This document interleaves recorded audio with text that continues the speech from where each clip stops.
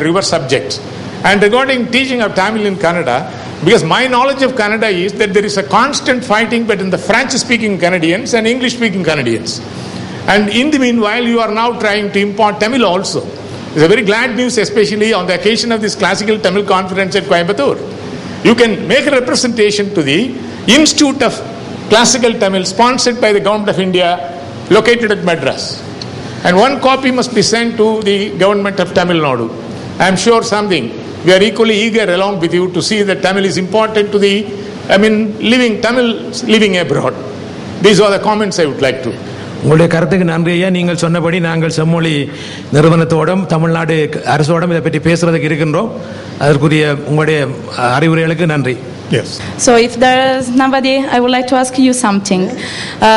I would like to know if you have ever thought about L2 acquisition and cognitive processes, thinking about how to teach Tamil language to foreigners, because usually when you are going to teach a second language to foreigners, it could be useful to take into account the cognitive processes of acquisition. In this way, you can choose which part of the grammar to teach before, and then which should be the second part, and etc., etc. Thank you very much for that. That is that's one aspect. My question is, which variety is to be first taught? The cognitive and other things are following. When you start teaching the spoken variety, then you will decide which one you will first begin, which one you will later introduce, all these things. The basic problem is to make you to speak, a foreigner to speak, at least a little. Because when you learn a language, you should have the confidence of speaking a language. That is not happening in many cases. நான் சொல்லுவது நண்பர் கேட்ட ஒரு வினாவுக்குரிய விடையாக அமையும். அவர் ட்ரினிடேட் tobacco போன்ற இடங்களிலே தமிழ் கல்வியை பற்றி கேட்டிருந்தார். அதான் உண்மையிலேயே அங்கே தமிழ் அழிந்து விட்டது. உங்களுக்கு தெரியலாம், சில வருடங்களுக்கு முன்னர் தமிழகத்தின் சட்டப்பேரவை தலைவராக இருந்த ராஜாராம் அவர்கள் தென்னாப்பிரிக்காவுக்கு போய் அங்கு தமிழ் கற்பதற்கு வழி இல்லாமல் இருக்கிறார்கள் என்று வந்து ஒரு அறிக்கையை அப்பொழுது முதன் மந்திரியாக இருந்தவர் எம்ஜிஆர் அவர்களுக்கு அதை சமர்ப்பித்த பொழுது எம்ஜிஆர் தேவையான புத்தகங்களையும் ஆசிரியர்களையும் கூட அங்கே அனுப்பித்தான் தென்னாப்பிரிக்காவிலே தமிழ் பேணப்பட்டது. ட்ரினிடேட் டொபாக்கோவில் நீங்கள் பார்த்தீர்கள் என்றால் அங்கே கயானாவிலே தமிழ் பேர்கள் கூட, நீங்கள் சில வருடங்களுக்கு முன்னர் சென்னைக்கு மேற்கத்திய தீவு கிரிக்கெட் அணி வந்தது. அதில் நாகமுத்து என்றவர் சொன்னார், அவருடைய பேரை நாகமுத்து என்று இருக்குது. அது சொன்னார், என்னுடைய உறவினர்கள் இங்கே எங்கே இருக்கணும், ஆனால் எனக்கு தெரியாது என்று. அதே போல தான் தென்னாப்பிரிக்காவிலே மேற்கிந்திய தீவுகளிலே நீங்கள் பார்க்கலாம். ஒரு ஆச்சரியம் என்னென்றா, இன்றைய கிரிக்கெட் அணியிலே 4-5 இந்தியர்கள் இருக்கிறார், வம்சாவளியில் இருக்கிறார். அதில் தமிழர்கள் இருக்கிறார்கள். ஆனால் தமிழ் பேச முடியாத இவர்கள் இருக்கிறார்கள். அவை தமிழ்நாட்டு அரசாங்கம் அடுத்த கட்டமாக இந்த செம்மொழி மாநாட்டின் காரணமாக அப்படிப்பட்ட நாடுகளில் இருக்கின்ற தமிழர்களையும் மீண்டும் தமிழர்களாக ஆக்குவதற்கான முயற்சியை செய்ய வேண்டும்.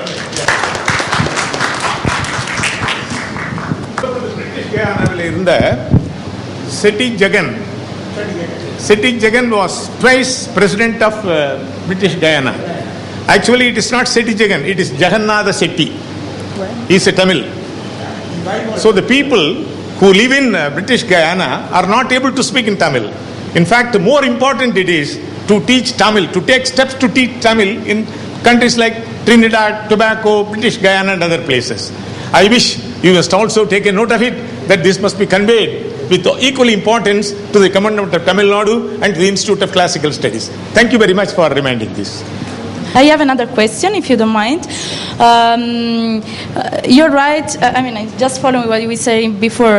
You're right that before, first of all, we have to decide if to teach the spoken Tamil or the literary Tamil.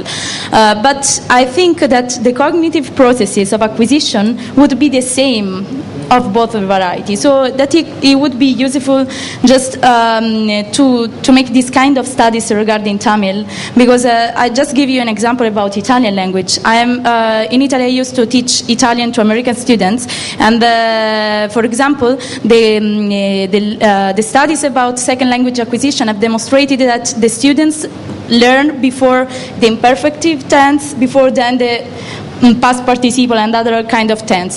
So we used to teach that one before because it's easier for them to learn. So in this way, I'm thinking about the acquisition. Thank you very much for this. கனடாவில் வந்து பாடம் நடத்தும்போது பலதரப்பட்ட மாணவர்களுக்கு பாடம் சொல்லிக் கொடுக்கும்போது சிக்கல்கள் ஏற்படுகின்றன சொன்னார். நான் சிங்கப்பூரிலிருந்து வந்த தமிழாசிரியர். இது போன்ற பிரச்சனைகள் சிங்கப்பூரிலும் இருக்கின்றன. அந்த மாதிரியான மாணவர்களுக்கு தொழில்நுட்பம் அடிப்படை தமிழாக சொல்லிக் கொடுக்கின்றோம், வழக்க நிலையாக சொல்லிக் கொடுக்கின்றோம், சாதாரண நிலை தமிழாக சொல்லிக் கொடுக்கின்றோம், உயர் தமிழாக சொல்லிக் கொடுக்கின்றோம்.